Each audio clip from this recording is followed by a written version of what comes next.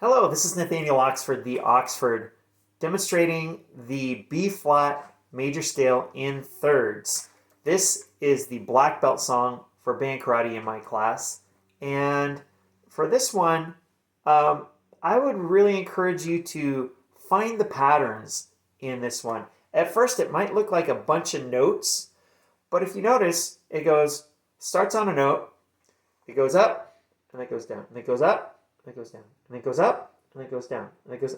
More specifically, it goes up by 2, and it comes down by 1. It goes up by 2, and it comes down by 1. So it skips a note, and then comes back a step. Skips a note, comes down by step. If you just look at those note sets in groups of 2, the first note and the second note, the third note and the fourth note, you'll notice that every one of them has that. It's a pair of notes with a note in between that's skipped. So like if you think of the 8-note scale,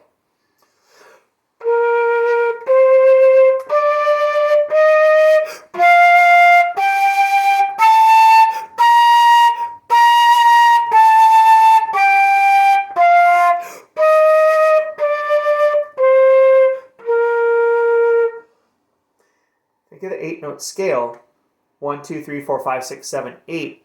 That first note of B-flat scale in thirds and the second note of B-flat scale in thirds is the first note and the third note of the major scale, the do-re-mi scale.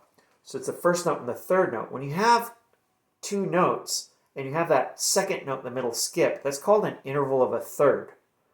So when you go to the second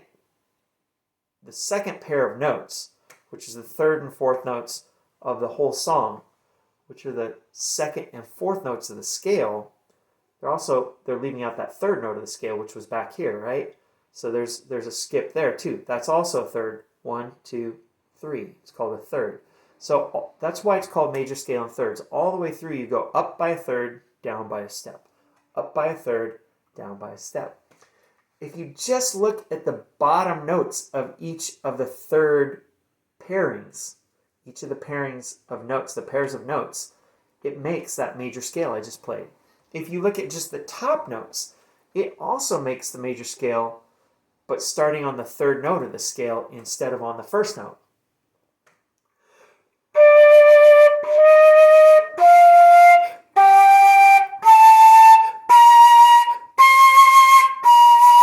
So if you play them together, it's really pretty.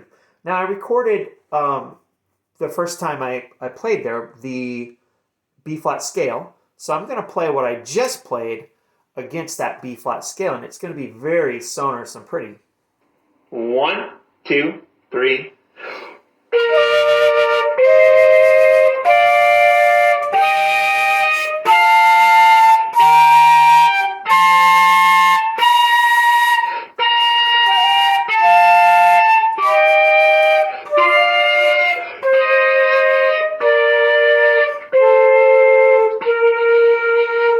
Yeah, so on going up, it's 3 notes above, and then going down, it's 3 notes below.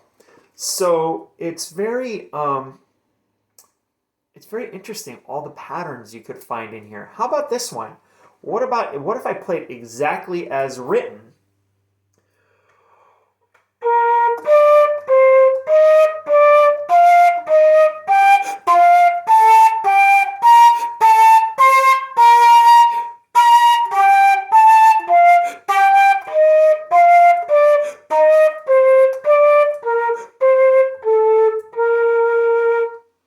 But I put that against the B-flat scale. You notice that the first note is going to be the same, but then I'm going to hold that on the recording that I already did.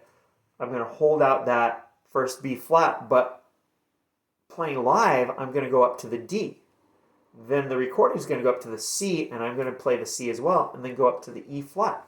So I'm going to play a duet with myself where I play B-flat scale in thirds, and the other version of me, the past version of me, is going to play the B-flat major scale, just the straight 8 notes of it. So let's do that now.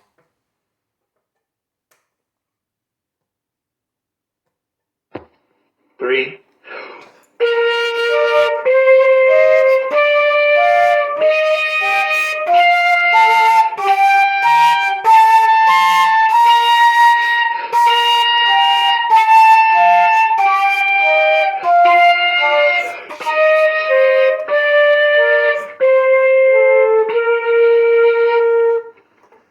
So it's not just a bunch of random notes, but this scale has patterns to it.